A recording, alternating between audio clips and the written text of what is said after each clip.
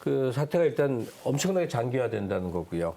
사실 우리 정부가 좀 유례 없이 입장을 좀 밝힌 거 아닙니까? 예, 뭐 ODA 중단하겠다 이런 정도 입장을 밝혔고요. 일찍 밝혔습니다. 상당히 일찍 밝혔는데 실제로는 이제 그것이 얼마나 그러니까 한국이 그런 입장을 밝혔다는 것 자체가 미얀마 국민들한테는 굉장히 민주주의를 요구하는 국민들에게는 굉장히 큰 지원이 되겠지만 군부에 얼마나 타격을 입힐 수 있겠느냐라는 측면에서는 사실은 큰 효과는 없을 것으로 보여요. 예, 그래서 아마 한국에서도 특히 이제 어떨지 모르겠지만 미얀마 국민들은 한국의 포스코를 군부와 협력하는 기업이라고 이렇게 지정을 했습니다. 그래서 포스코에 대해서도 일정한 요구를 하고 있는데 그런 또 경제 제재만으로 또 이 그 군부가 타격을 입을 것이냐에 대해서도 사실은 많은 의문이 있어서 유엔 등 국제기구의 개입이 필요한 것 아니냐 이런 논의도 지금 국제사회에서는 되고 있는 것으로 알고 있습니다. 그러니까 미얀마가 내부적으로 이 어려움을 극복해내면 좋겠습니다만 좀 상당히 어려워 보이고 지금 제가 질문을 먼저 드렸습니다만 국제사회의 개입 또는 영향을 미치는 동향에 대해서 조금 더 알려진 정보가 없을까요?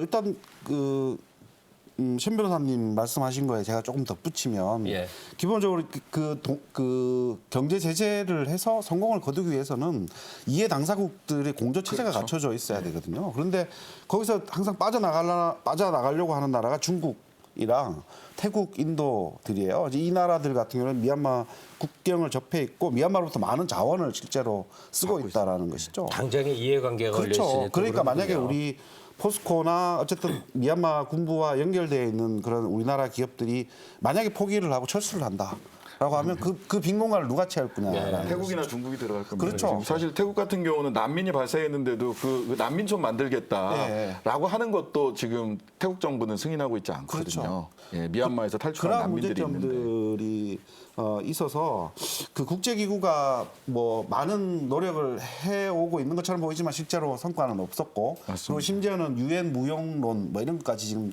제기가 되잖아요. 그런데 유엔은 뭐 아무것도 하는 역할이 없더만요. 거의 지금 뭐 하는 게 없죠. 근데 저는 특히 개인적으로 주장하고 싶은 것이 구테레스 사무총장이 지금 어디 갔는지 보이지가 않는 맞습니다. 거예요. 사무총장이 어떻게든지 간에 할 수 있거든요. 예. 날아가야지 된다라는 거죠. 아니 미얀마로 현지를 가서 예, 예. 목소리를 좀 내야 되는 거 아니에요? 그렇죠. 제가 주장하는 게 현지에 가서 이 사태가 일단락 될 때까지 못 나오게 만들어야 된다는 것이죠. 그래서 그런 의미에서 보면 어저께 반기문 사무총장께서 그 구테레스 사무총장의 역할론 이런 것들 주장을 하셨더라고요.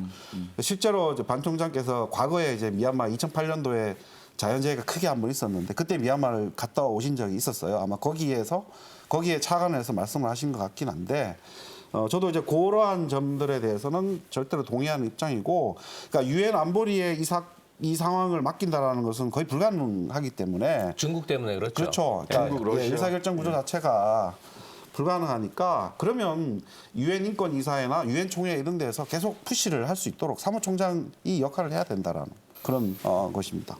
아니 뭐 답은 알아요. 우리는 너무나 똑바로 겪었기 때문에 그 한국의 군부 통치가 아무리 억압적이고 부당한 일이 있었다 하더라도 국제사회에서 마음대로 들어와서 영향 미칠 수 없고 자국민이 스스로 해결해야 된다라는 건 뭐 하나의 큰 길인데 다만 너무 많은 희생자가 앞으로도 예상돼 있고 나라가 분열돼서 내전이 벌어지고 이건 정말 끔찍한 일이기 때문에 글쎄 최소한 유엔 사무총장이 상징적 행위라도 해서 이 피해 갈등을 좀 피비린 나는 일을 조금 좀 제어를 할 수 있으면 좋겠는데 답이 안 보이네요.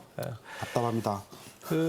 그래도 우리는 남의 일 같지 않아서 미얀마에 계속 이렇게 관심을 갖고 있는데 사실은 외신을 통해서 보면 사실 미국과 중국의 이해 대립이 미얀마를 고리로 벌어지고 있는 거 아니냐 이 분석들 많이 하지 않습니까? 그렇죠. 현재 어디까지 와 있습니까? 뭐 완전 초기 단계라고 볼 수가 있는데요. 바이든 행정부가 일단 기본적으로 외교 노선을 발표를 했고 동맹국을 이용하겠다.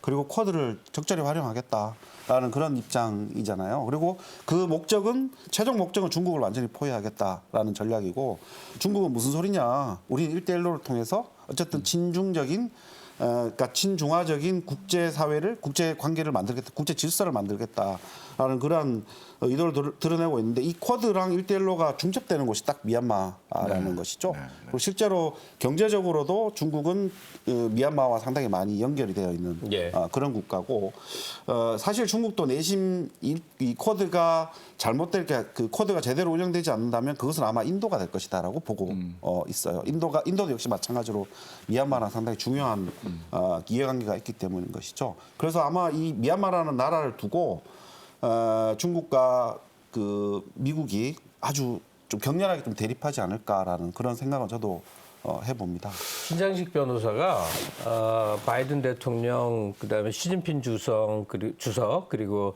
구테우스 사무총장에게 전화를 좀 하세요. 그럴까요? 네, 그래서 뭐라고 얘기하실 거예요? 바이든 대통령과 그 중국 주석에게는 핑계대지 말라라는 얘기를 하고 싶어요. 미얀마 국민들이 미국을 위해서 피 흘리고 있는 것이 아니고 미얀마 군부가 중국 때문에 또 총을 든 것도 아니라고요. 그 내부의 권력 투쟁의 문제인데 이것을 과잉 해석해서 자신에게 유리한 방식으로 아전 인수하는 바람에 오히려 이 사태를 점점 더 해결을 불가능하게 만들고 있는 거거든요. 그건 미국의 태도도 마찬가지입니다. 네. 중국의 태도도 마찬가지고 그러니까 확대 해석하지 마시고 그들에게 그냥 맡겨두라라고 얘기하는 게 1번이고요. 그다음에 구테우스 총장은 자 중국하고 미국이 뒤로 좀 빠지고 당신이 가서 해결하세요, 현지에서. 이런 말씀 드리고 싶습니다.